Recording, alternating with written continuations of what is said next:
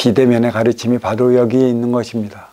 나만을 위한 가르침이 아닌 모두의 가르침이고, 모두의 가르침은 하나 되어 살아가기 위함에 있고, 하나 되어 살아가야 한다라면 나한테만 맞는 가르침이 아닌 모두에게 맞는 가르침이어야 하고, 그 가르침은 분명 먼저 주고 후에 받는 선순환 행위가 이루어져야 하기 때문에, 누구한테는 선순환 행위가 이루어지고 누구한테는 선순환 행위가 이루어지지 않는다면 이보다 더 큰 모순은 없을 것입니다.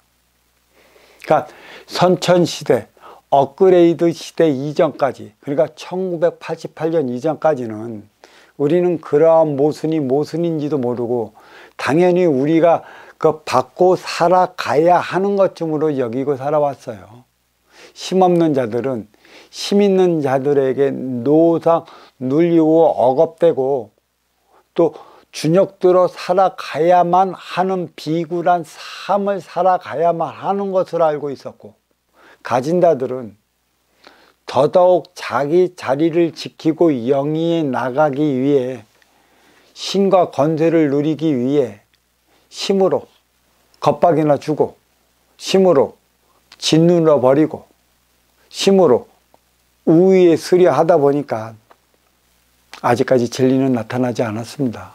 신은 올바른 걸 가르쳐 준다고 하지만 지금까지 나타난 신의 가르침을 본다면 그건 치우친 가르침일 수밖에 없습니다. 대자연은 인간의 가르침을 위해 천지인에 따라, 상중하에 따라, 뿌리몸통 가지에 따라 삶을 살아가기 때문에 천에는 천문을 그려놓았고, 지기에는 지문을 그려놓았고, 인에는 인문을 그려놓았습니다. 과연 천지인에 그려진 모든 문자와 형자, 그리고 형태를 읽어내 인간으로 태어나 사람으로 승화되어 사람답게 살아갈 수 있는 길을 제시해 준 선지자가 있는지 되돌아봐야 할 일입니다. 하늘은 천음으로서 음의 기운입니다. 운용의 주체인 것이죠.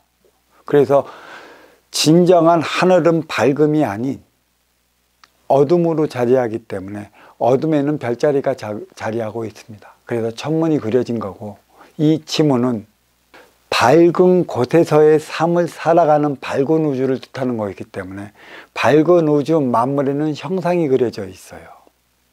형상이 그려져 있는 이유와 사방에 따른 사계의 변화에 따라 자리에 나가고 있는 만물의 형태를 바르게 읽어 나가는 자가 있느냐는 것입니다.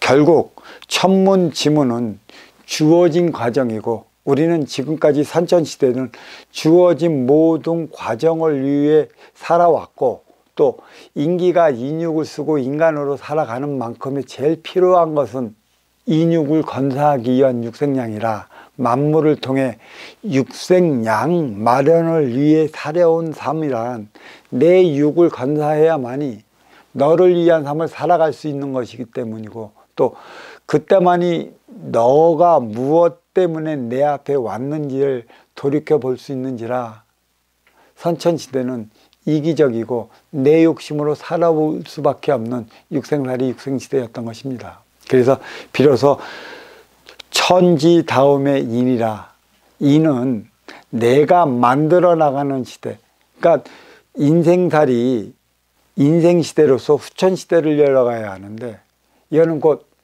선천시대는 신이 인간을 이끌어 왔다면 후천시대는 인간이 앞서 나갈 때 신은 그 뒤에서 다하지 못한, 보이지 않는 기운을 밀어주는 시대가 인생살이 후천시대입니다.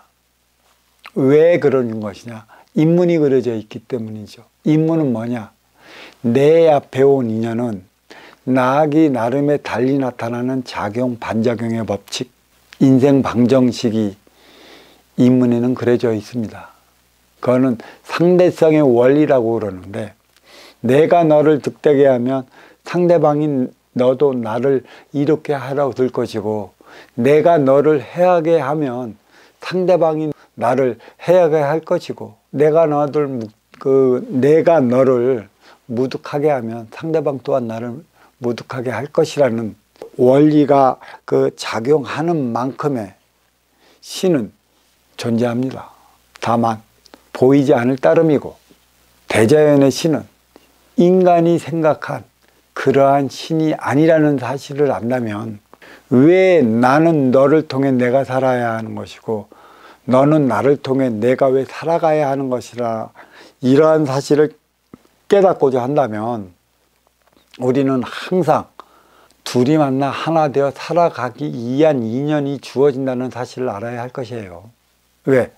우리는 하나에서 둘로 분리됐고, 분리된 둘이 다시 만나 하나 되기 위한 삶을 살아가고자 하기 때문에 우리의 만남은 항상 아쉬운 자와 이로운 자가 만나게 되어 있고, 또 맞이하는 자는 운영주체요, 찾아가는 자는 아시안 활동주체라는 것에 있고, 더 높이 오른 자와 그 밑에 앉은 자 간에 만난다는 사실이에요. 결국은 아쉬운 자와 이로운 자가 만나서 살아가야 하는 곳이 인간 세상이라는 것이고, 인간 세상에는 사회라는 행의 현장 활동의 주체가 있고, 사회라는 행의 현장 활동의 주체가 있는 만큼의 에너지 충전소, 나를 위한 가정이 자리를 하는 것이죠. 이 가정은 음의 기운으로서 나를 위한 곳이고, 내 에너지를 행의 현장 사회에서 방출시킨 만큼 방출시킨 에너지를 충전기 위해 가정에서 돌아가고, 가정에서 충전했다면 다시 행의 현장, 행의 현장은 너를 위해 살아가는 곳이죠. 사회에서 너를 위해 살아가는 행의 현장에서 에너지를 다 소비시키게 되어 있습니다. 무엇을 위해? 누구를 위해? 행의 현장은 너를 위해 살아가야 하는 곳이지만 결국은 내 삶의 목적이 묻어 있는 곳이 사회라는 것입니다. 근데 우리는 이 사회에서 어떻게 살아가야 할까요? 우리는 지금까지도 유권자를 위한 육생량을 통해 너와 내가 만났습니다. 근데 이 육생량의 분배를 우리는 어떻게 하냐? 내 유권사를 필요한 만큼은 내가 내 거 먼저 가지려고 하는 만큼의 상대방도 상대방이 필요한 만큼 서로 가지려다가 싸우고 충돌하고 부딪혀서 우리는 어렵고 힘들고 고통스럽게 살아가는 결과를 초래했어요. 결국은 이 육생량을 누가 가져가냐? 힘 있는 자가 가져가게 되어 있어요.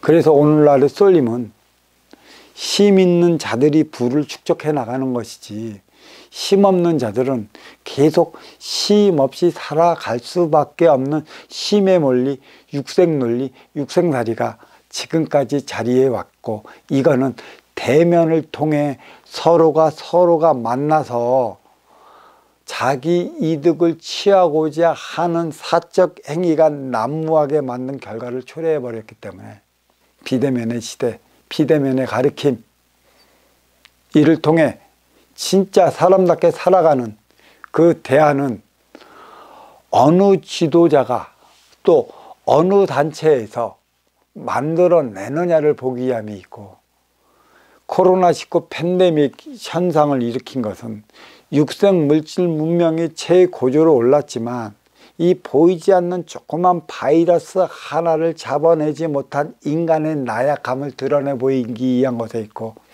인간이 아무리 잘났다고 하지만 신의 노여움을 산다면 인간은 인간 생활로서의 삶을 다하지 못한다는 사실을 보여주고 있어요. 풍요 속의 빈곤의 시대가 업그레이드 시대입니다.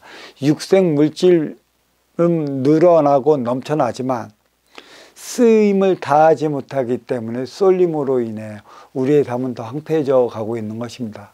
육생량은 주어진 천지 대자연에서 찾아갖고 개척했다면, 정신량은 인간이 너와 내가 살아가야 하는 보이지 않는 빈물질 차원으로 내가 만들어 나가야 한다는 것이고, 내가 만들어 나가야 하는 차원, 이 정신량은 쓰임을 위한, 분배를 위한, 서로 주고받기 위한 대안이기 때문에 이거는 내가 만들어 나가야 한다는 사실에 앞서갖고 정신양의 차원이 무엇인지 모두가 일깨워야 할 시대가 왔습니다.